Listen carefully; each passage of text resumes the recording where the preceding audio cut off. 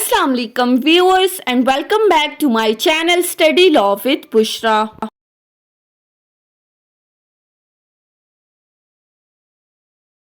So we were discussing Civil Procedure Code 1908. We have discussed up till section 21. In this video we are going to start the topic of transfer and withdrawal of the suits. But before starting the discussion, I request you all to please subscribe to my channel and don't forget to press the bell icon for latest updates. Do share this video with your friends and don't forget to comment your feedback. So let's move towards the discussion. Transfer and withdrawal of the suits का जो topic है वो section 22 से section 24 तक explain किया गया है. इस वीडियो में हम सेक्शन 22 और 23 को डिस्कस करेंगे और नेक्स्ट वीडियो में हम सेक्शन 24 को डिस्कस करेंगे. Transfer and withdrawal of the suit, पहला सेक्शन 22 वो किसके साथ डील कर रहा है? सेक्शन 22 कहता है power to transfer the suits which may be instituted in more than one court, कि ऐसा सूट जो एक से ज़्यादा कोर्ट में इंस्टीट्यूट किया जा सकता है उसको ट्रांसफ़र करने की पावर्स किसके पास हैं और उन पावर्स को किस तरह से एक्सरसाइज किया जा सकता है, ये सेक्शन 22 बताता है. सो अगर हम सेक्शन 22 को स्टार्ट लें तो इसमें पहली बात की गई है where a suit may be instituted in any one of the two or more courts and is instituted in one of the such courts. अब पहली बात कि जहां पर एक सूट को एक से ज़्यादा कोर्ट में सुना जा सकता है, यानी कि एक से ज़्यादा कोर्ट्स के पास पावर हैं उस सूट को ट्राई करने की, उस सूट को इंटरटेन करने की. मीन्स टू से कि एक सब्जेक्ट मैटर से रिलेटेड एक सूट को एक से ज़्यादा कोर्ट में फाइल किया जा सकता है. वो डिफरेंट कोर्ट्स की लिमिटेशन के अंदर आ रहा है. डिफरेंट कोर्ट के पास पावर हैं एंड इस instituted is one of the such court, और आप इन तमाम कोर्ट्स में से किसी एक कोर्ट के अंदर उस सूट को इंस्टीट्यूट कर देते हो, यानी कि किसी एक कोर्ट में आपने वो सूट फाइल कर दिया. Any defendant after the notice to the other parties may at the earliest possible opportunity, तो कोई भी डिफेंडेंट, यानी कि एक सूट के अंदर जब एक से ज़्यादा डिफेंडेंट हो तो कोई भी डिफेंडेंट अप्लाई कर सकता है उस कोर्ट को, यानी कि वो कोर्ट में एक एप्लीकेशन दे सकता है regarding the transfer of the suit. लेकिन उससे पहले ही has to give the notice to the other parties. उसने दूसरी पार्टीज को नोटिस देना है. किस चीज़ का नोटिस देना है?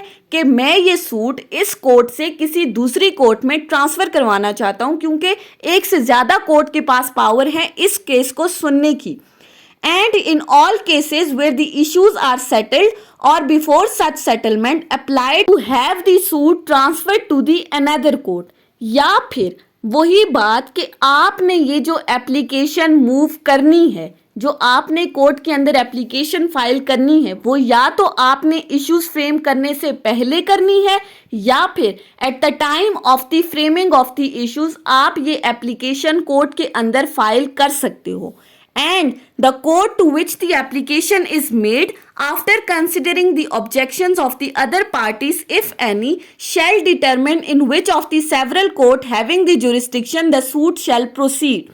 सिंपली अभी तक सेक्शन 22 क्या कहता है कि जब एक से ज़्यादा कोर्ट के पास पावर्स हैं किसी एक सूट को सुनने की और उनमें से एक डिफेंडेंट एप्लीकेशन देता है कोर्ट को अपने इस सूट को ट्रांसफ़र करने की, तो उससे पहले उस डिफेंडेंट के लिए ज़रूरी है कि वो बाकी पार्टीज़ को नोटिस देगा इस ट्रांसफ़र ऑफ द सूट से रिलेटेड, और ये जो उसने एप्लीकेशन फाइल करनी है ये फ्रेमिंग ऑफ द इश्यूज से पहले करनी है या at the time of the framing of the issues करनी है.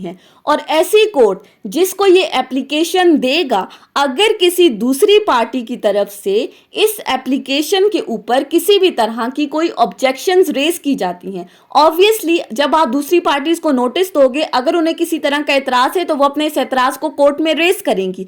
जब उन्होंने अपना ये ऑब्जेक्शन उस कोर्ट में रेज किया जिसमें ये एप्लीकेशन मूव की जा रही है, तो वो कोर्ट इनकी इन ऑब्जेक्शंस को एंटरटेन करेगी, वो इन ऑब्जेक्शंस को सुनेगी और सुनने के बाद फिर डिसाइड करेगी कि इन तमाम कोर्ट्स में से कौन सी कोर्ट सुटेबल है जिसको ये केस ट्रांसफर किया जाए, यानी कि कौन सी ऐसी कोर्ट है जिसमें ये सूट चलाया जा सकता है। ये डिसाइड किसने करना है? उस कोर्ट ने जिसको ये एप्लीकेशन मूव की जा रही है।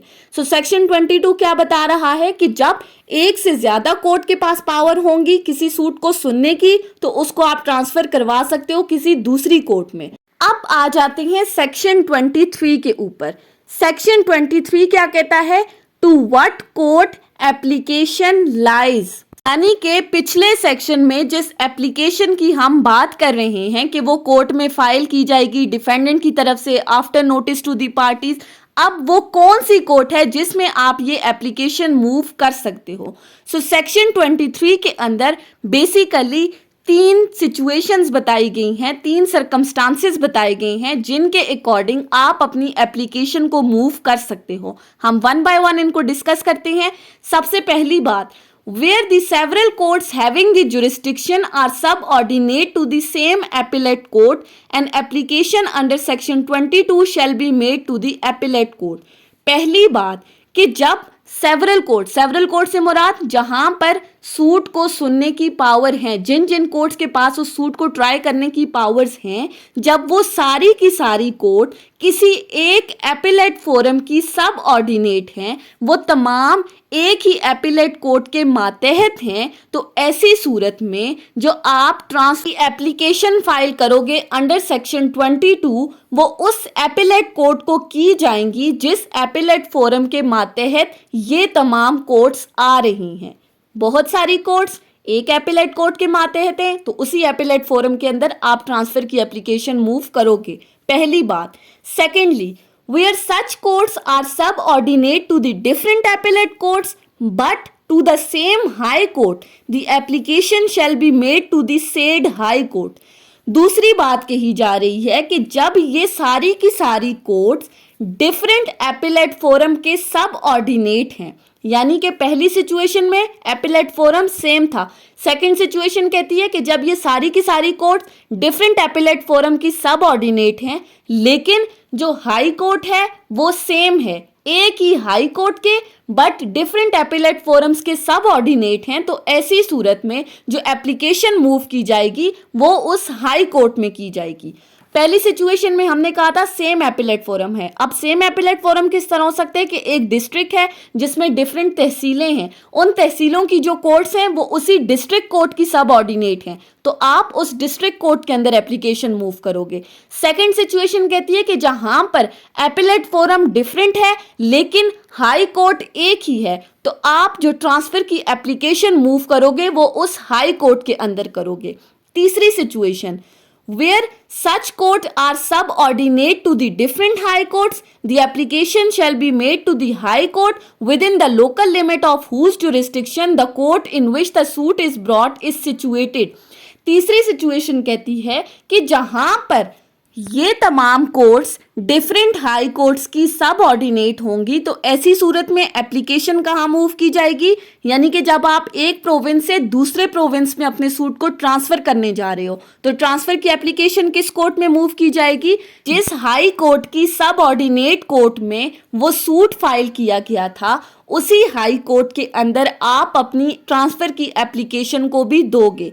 सिंपली जहां पर सब ordinate courts different high courts के अंडर आ रही हैं, वहां पर जिस हाई कोर्ट की मातहत कोर्ट में आपने सूट फाइल किया था, उसी हाई कोर्ट के अंदर आप अपनी ट्रांसफर की एप्लीकेशन को भी फाइल करोगे।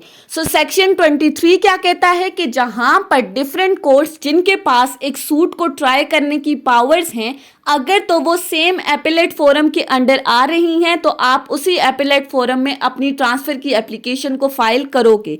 सेकेंड सिचुएशन कहती है कि जहां पर जो सब ऑर्डिनेट कोर्ट्स हैं वो डिफरेंट एपिलेट फोरम्स के अंडर आ रही हैं, लेकिन जो हाई कोर्ट है वो इन तमाम की सेम है, तो ऐसी सूरत में आपने उस हाई कोर्ट के अंदर अपनी एप्लीकेशन को मूव करना है। थर्ड सिचुएशन कहती है कि जहां पर हाई कोर्ट ही डिफरेंट है, प्रोविंस टू प्रोविंस ट्रांसफर, वहां पर एप्लीकेशन उस हाई कोर्ट में मूव की जाएगी जिस हाई कोर्ट की सब ऑर्डिनेट कोर्ट में आपने सूट फाइल किया था। सो अभी तक हमने क्या पढ़ा, transfer of the suit section 23 से सेक्शन 24 तक। नेक्स्ट वीडियो में हम विड्रॉल ऑफ द सूट को डिस्कस करेंगे। सो आई होप कि आपको ये लेक्चर समझ में आया होगा अगर आपने इस वीडियो को अटेंटिवली सुना है तो। अगर आपको ये वीडियो अच्छी लगी है तो इस वीडियो को लाइक करें, कॉमेंट करें और चैनल को जरूर सब्सक्राइब करें। Thank you so much for watching this video. Till then, अल्लाह हाफिज।